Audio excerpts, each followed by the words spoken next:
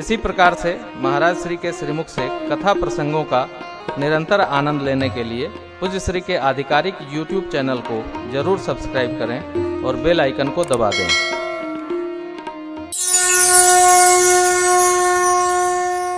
अब यहाँ विचार करें,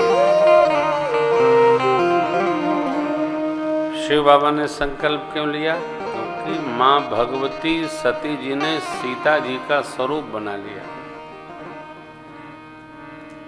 अब सती मैया में शिव जी मातृभाव दर्शन करने लगे। स्त्री का स्वरूप एक होता है, हमारे भाव चिंतन में अंतर होता है। हम जब बेटी मानते हैं तो बेटी भाव सिद्ध हो जाता है, माँ मानते हैं मातृभाव सिद्ध होता है, बहन मानते हैं बहन भाव सिद्ध हो जाता है, अर्धांगिनी है अर्धांगिनी भाव सिद्ध होता है।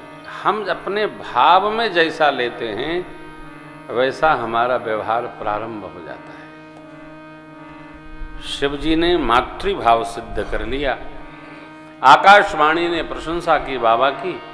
बाबा आए कैलाश पुराण इतिहास की कथा श्रवण कराते हुए मैया को अपने संकल्प का स्मरण करके शिव बाबा शंकर सहज स्वरूप सम्हारा तब लागे अखंड 87,000 वर्ष तक की बाबा की अखंड समाधि लग गई। सती अम्बा गणों के साथ भगवान शिव की सेवा में है। 87,000 वर्ष बाद बाबा ने जब मुख खोला, राम नाम का स्मरण हुआ। सती अम्बा सन्मुख गई, प्रणाम की, शिव जी ने आसन देकर बिठाया और कथा सुनाने लगे। क्यों? यहां एक व्यवहार की बात है। अपने से श्रेष्ठ हो सन्मुख तो उसकी हालचाल नहीं पूछनी चाहिए, अपनी हालचाल देनी चाहिए। हालचाल छोटे की पूछनी चाहिए। कैसे हैं व्यास जी? कैसे हैं राम भैया? सरकार भगवान की बड़ी कृपा है। अब यह लोग हमसे पूछें, छोटे को बड़े को अपने कुशल देना, बड़े से नहीं पूछना, तो बड़ा यही कहेगा सब तुम्हारी कृपा चल रही है। उल्टा हो जाएगा ना। हाँ तो बताओ, है कुशल रखो, कुशल रहो। बाबा ने व्यवहार का पालन किया। बाबा ने कुशल क्षेम माई से पूछा ही नहीं हो। लगे कहन हरि कथा रसाला लक्ष्य प्रजेश भये देखा विधि विचार सबला रक्षहि केन्हि बड़ अधिकार दक्ष जब पावा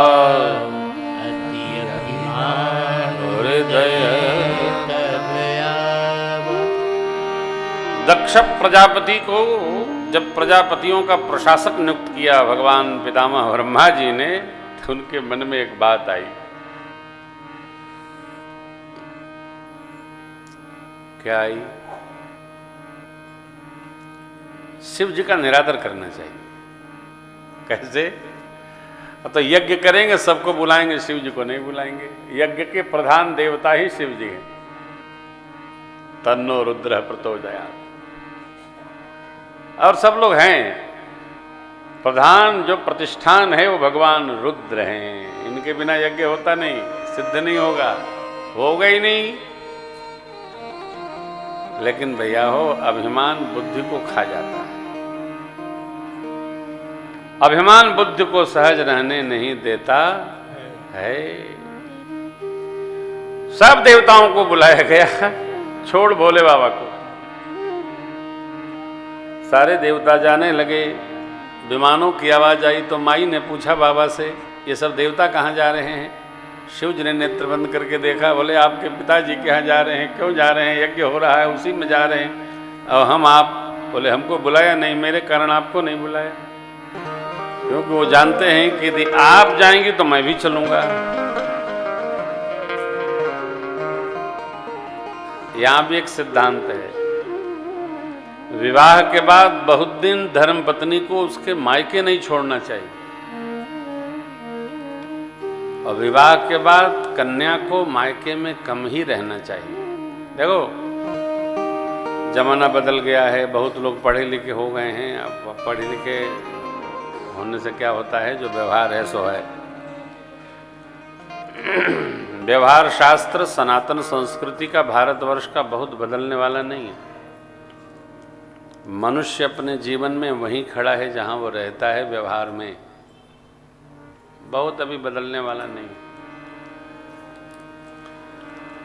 कहने सुनने की बात नहीं, केवल समझने की बात है। भगवान शिव ने कहा, देवी मेरे कारण आपको नहीं बुलाया। माई बोले बहुत दिन आए हुआ, आपकी आज्ञा होती तो मैं हो आती। बाबा ने समझाया, कहेउ नीक मोरेहु मन भावा, यह अनुचित नहीं नवत पठावा। देखिए मुझे नहीं बुलाया गया, इसमें कोई खतरा नहीं है, लेकिन इनको बुलाया गया और मैं बगल में मेरे को नहीं बुलाया, ये खतरा है। वो गीत आप सुनते होंगे ना,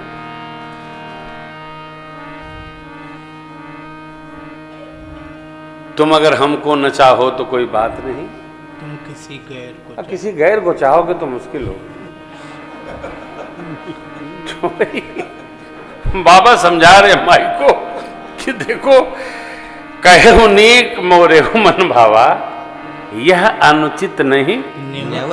अब मुझे नहीं बुलाया ये विषय नहीं है, औरों को बुलाया है तब मुझे नहीं बुलाया, ये अनुचित है। तो मेरी राय है कि आप न जाओ। कारण आप जाओगे तो कोई भी उत्पात हो सकता है। आपको तो हर बार हमारे में कमी दिखाई पड़ती है। ये माताओं की एकदम रजिस्टर्ड सीडी है। आपको कभी मेरे में चाय दिखाई पड़ती है क्या? मैं जो सोचूं वो खराब, मैं जो बोलूं वो खराब। न जाने कौन सा नल लगा रहता है।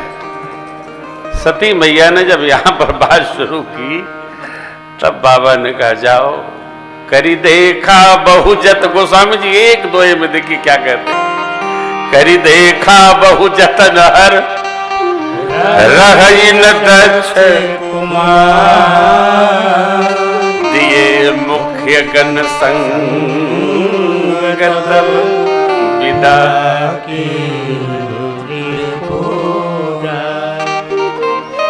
और आप जानते हो आगे क्या हुआ। दक्ष प्रजापति ने इतना परिवारी जनों को कस रखा है कि यदि शिवजी आ गए तो कोई उठकर बैठेगा नहीं और बैठने को कहेगा नहीं। ये तो शिवजी के लिए आचार संहिता थी। सती जी आ गई तो कोई बात नहीं करेगा। अब भैया पिता हैं, उन्हीं से लेन देन होना है, काहे आफत में पड़ना। बाबा ने लिखा, पिता भवन जब गई भवानी, दक्ष त्रास काहू न सन्मानी। मां पर पिता का अनुशासन नहीं चलता। मां स्वतंत्र सत्ता है, साक्षात परमात्मा है मां।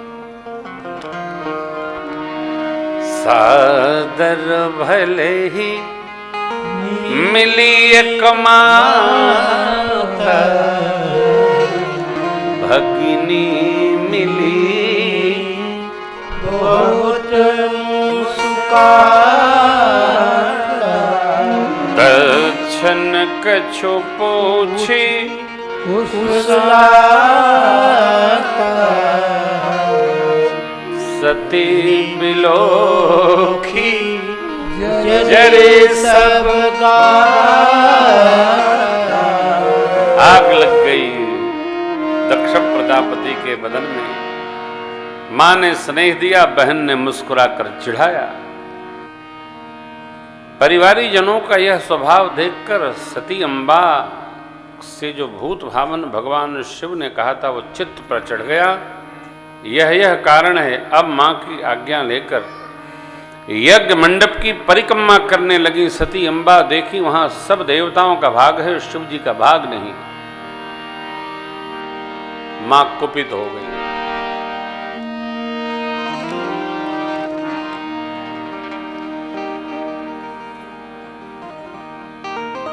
देखिए, क्रोध कोई मिठाई नहीं है कि चाहे जब खाया जाए, परंतु अतिशय क्रोधी आदमी को हथियार नहीं रखना चाहिए।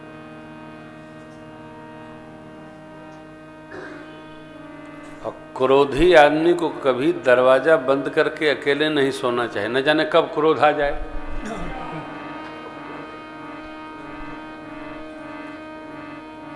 दरवाजा खोले रखिए। अच्छा, जो क्रोधी होता है उसको किस बात पर आ जाए, प्रयास करें कि ना आवे। हाँ, कोई बहुत मिठाई थोड़ी है। एक बार क्रोध भी करिए, पर बोध नष्ट। लेकिन क्रोध में बोध रहता ही नहीं है। रहता है?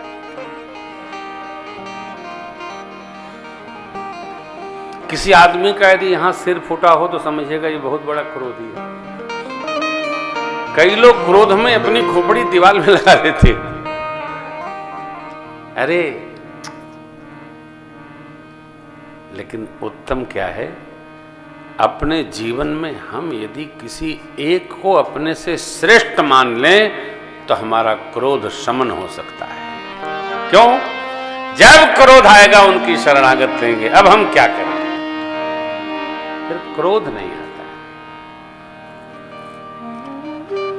क्रोध आयु को क्षीण करता है। हो, क्रोध आने पर जीव के अंदर जो ब्लड है ना, ये उबलने लगता है। आपने देखा होगा, गैस चूल्हे पर, स्टोव पर या हीटर पर जब पानी रखते हैं हम, फ्राई पैन में, भगोने में, कढ़ाई में, कुकर में, तो वो बॉइल्ड होने लगता है। क्यों? गर्मी से। उसी प्रकार जब शरीर में क्रुद्धता आती है तो ब्लड बॉइल्ड होने लगता है। फिर वो धीरे धीरे हाइपर टेंशन में परिवर्तित हो जाता है। कई लोग क्रोध में क्या कहते हैं, हमको हाई बीपी है। हाई बीपी नहीं है, ब्लड उबल रहा है, इसको ठंडा करो। कैसे होगा? कीर्तन करो। कई लोगों को तो आप देखेंगे ना तो आपको हंसी आएगी। क्यों? वो उतरते नहीं, ठंडा होते ही नहीं। जब है देखो तब है।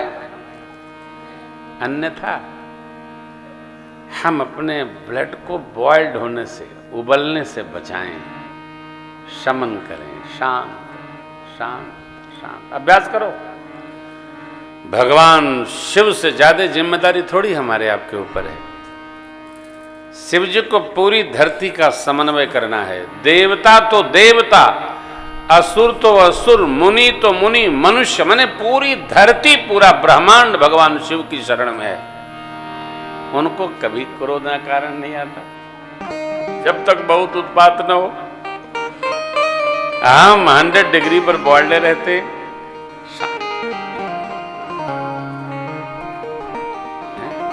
इतने देवो हवा गुब्बारा फूटे।